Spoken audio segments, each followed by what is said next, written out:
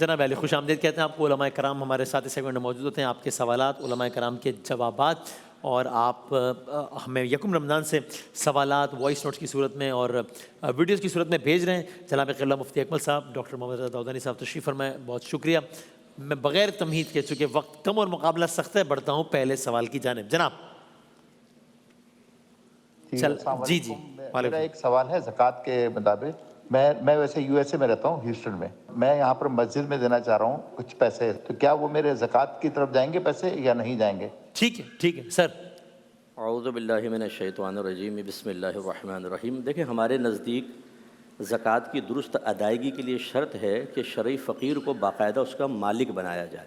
صحیح. تو لہٰذا مسجد میں کس پرپز میں آپ یوز کر رہے ہیں، اگر تو وہاں کوئی ادارہ ہے، بچے وہاں پر ہاسٹل وغیرہ میں ہیں اور وہ زکوٰۃ براہ راست ان کے ملک کیے جائے گی تو ٹھیک ہے. دوسرا پھر یہ ہوتا ہے کہ بعض اوقات نفلی چندے جو ہیں یا فنڈز جو ہیں وہ جمع نہیں ہو پاتے، تو زکوٰۃ کی ڈونیشن مانگی جاتی ہے. پھر وہ تعمیر میں لگ رہی ہوتی ہے، دیگر چیزوں میں، لیکن وہ شرط پوری نہیں ہو رہی ہوتی. اس میں پھر شرعی ہیلا کرتے ہیں کہ کسی شرعی فقیر کو پہلے اس زکوٰۃ کا مالک بنایا جاتا ہے، اور یہ سیٹنگ ہی ہوتی ہے، تھوڑا اشارتاً کنایتاً ہوتا ہے، صراحتاً اسٹریٹ فارورڈ نہیں کرتے ہیں، اور پھر وہ اپنی مرضی سے اس کو اس جگہ دے دیتا ہے. تو جب یہ ہم نے دیا تو زکوٰۃ ادا ہو گئی. اب یہ وہی نفلی صدقہ بن جائے گا اس کی طرف سے اور وہاں پر لگ جائے گا. اچھا، اس میں کچھ کہیے گا؟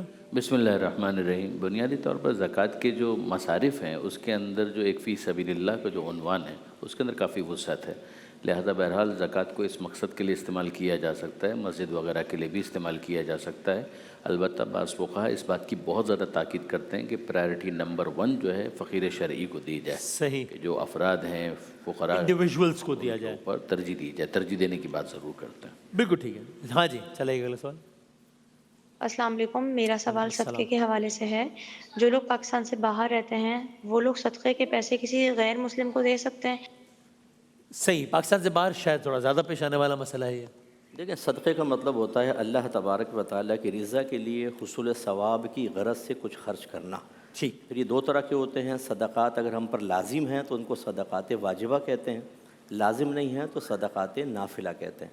صدقات واجبہ میں ہمارے یہاں سختی ہے کہ یہ مسلمان کا خالص حق ہے، کیونکہ نبی کریم صلی اللہ علیہ وسلم نے حضرت معاذ بن جبل رضی اللہ تعالیٰ عنہ کو جب یمن کا حاکم بنا کر بھیجا تو فرمایا ان کے امیروں سے زکوٰۃ وصول کرو اور ان کے غریبوں میں تقسیم کرو.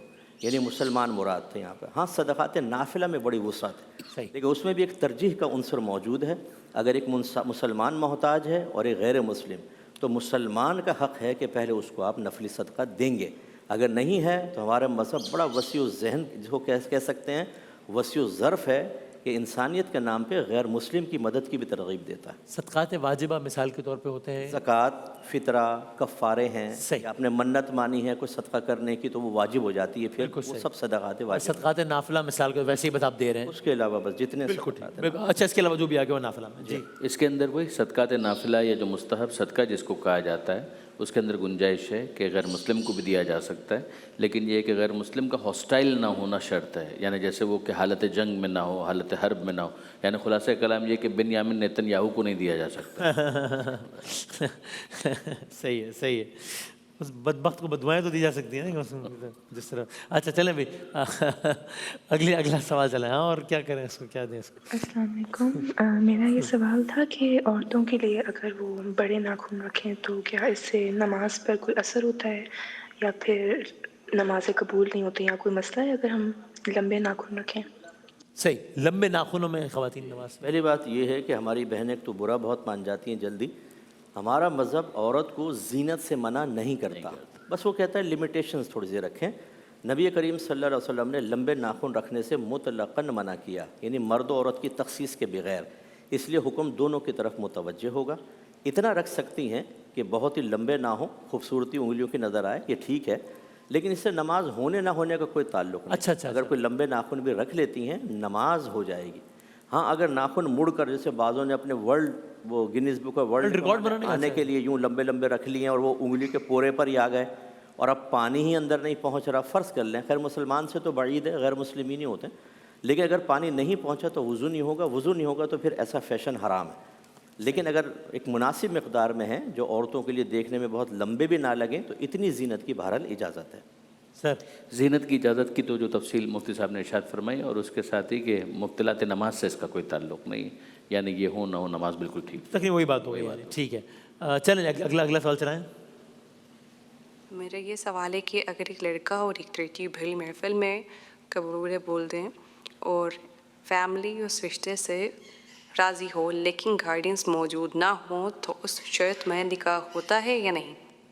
میں دوہراؤں، آخر میں لڑکا اور لڑکی ایک محفل میں قبول ہے کہہ دیں، فیملیز کو بھی پرابلم نہیں ہے اس میں، لیکن جو سرپرست ہیں یا ولی ہیں وہ موجود نہیں ہیں یا ان کی رضامندی نہیں ہے، بنیادی طور ہوا کہ نہیں ہوا؟ فقہ جعفری کے اندر جو کماری لڑکی ہے اس کے ولی کی اجازت شرط ہے، اس کے بغیر اس کا نہیں ہو نکاح نہیں ہو سکتا پائے گا، اور وہ ولی ہوتا ہے یا اس کا باپ یا اس کا دادا، اور اس کی اجازت سے اور خود لڑکی کی بھی اجازت سے، ڈیفینیٹلی لڑکے کی اجازت کافی ہے مگر لڑکی کی اجازت کے ساتھ اس کے ولی کی اجازت بھی ضروری ہے اگر لڑکی کنواری ہے۔ اگر طلاق یافتہ ہے یا بیوہ ہے اور عدت وغیرہ گزار چکی ہیں تو پھر وہ مستقل ہے، وہ جس سے چاہے اپنا نکاح خود کر سکتی ہے، فیملی کو انوالو کرے، اچھا ہے، لیکن یہ کہ بہرحال پرماننٹ اس کو اجازت دی گئی ہے۔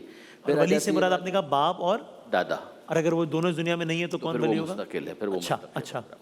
اب تیسری بات آ جاتی ہے کہ کیا صرف قبول ہے کہہ دینے سے کام چل جائے گا؟ تو ظاہر ہے کہ اس کے اندر جو فقہی جو تفصیل ہے وہ اتنی سی ہے کہ ہمارے یہاں صیغہ پڑھا جاتا ہے، یعنی صیغے کے پروناؤنس کیے بغیر وہ نکاح نہیں ہوگا۔ آپ 10 مرتبہ قبول ہے، آپ 10 مرتبہ بھی کہہ دیں، اس کے اندر یہ ہے کہ ترجیحاً اس کو عربی ہی کے اندر پڑھنا ہے، اردو میں پڑھنا کافی نہیں ہے، سوائے اس کے کہ اردو میں عربی میں پڑھنے کے لیے امکان ہی نہ ہو، تو پھر تو ٹھیک ہے، پھر اردو میں بھی پڑھا جا سکتا ہے، مگر اس میں پروپوزل ہوتا ہے لڑکی کی طرف سے کہ وہ کہا جائے، خود کہے یا اس کا وکیل کہے کہ میں نکاح کرتا ہوں، انکاح تو موکلتی بموکل کہذا علی المہر المعین، صیغہ ہے جو ٹھیک، اور پھر اس کے بعد سامنے سے کہا جائے گا قبل تو لموکلی ہاکذا مثلا، تو پھر اس کے نتیجے میں وہ صیغہ کمپلیٹ ہو جائے گا اور نکاح مان لیا جائے ٹھیک ہے۔ تو ٹیکنیکلی صیغے سے آپ مطلب نکاح کے بندھن میں بندھیں گے، قبول ہے کہنے سے نہیں بندھیں گے فقہ جعفریہ میں۔ قبلہ جی دیکھیں، ہمارے یہاں تھوڑی سی الگ تفصیل ہے، ٹھیک، کہ حضرت کی جو نزدیک علت ہے نا وہ ہے کنوارا پن یا مطلقہ یا بیوہ ہونا، یعنی کنوارا پن ہونا یا نہ ہونا، یہ جی جی بالکل پیمانہ یہ ہے۔ اور ہمارے ہاں قصور عقل ہوتا ہے